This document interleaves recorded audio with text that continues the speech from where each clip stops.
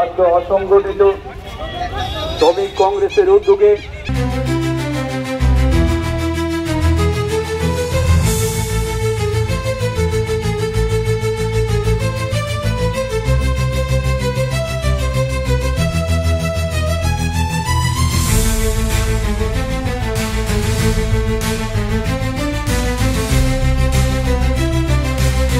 শ্রমিক স্বার্থে প্রধানমন্ত্রীর কাছে আমাদের যে ডেপুটেশনটা দিচ্ছি আমরা শ্রম দপ্তরের মাধ্যমে সেটা আমরা দিচ্ছি। কারণ বিগত দিনে যে সরকার গভর্নমেন্ট থাকতে 29টা আমাদের আইন ছিল, সেই আইনটা বাতিল করে শ্রম কোডে 4টা আইনে এখন পরিবর্তন করেছে।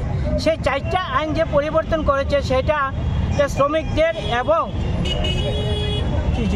নতুন যুবকরা যারা চাকরি পাবে তাদের জন্য এবং আপনাদের জন্য খুব বিপজ্জনক।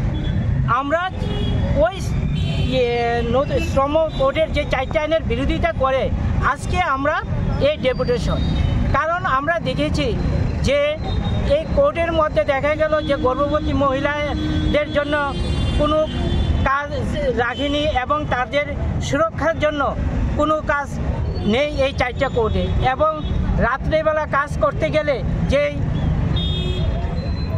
এটা দরকার সেটারও কোনো কিছু রাখেনি এবং সেটা কর্পোরেটরদের হাতে চলে গেছে।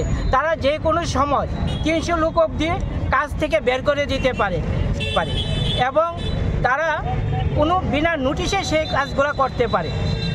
আমরা তারই প্রতিবাদে আজকে শ্রম দপ্তরে প্রধানমন্ত্রীর কাছে এই ডেপুটেশনটা দেব শ্রম দপ্তরের মাধ্যমে।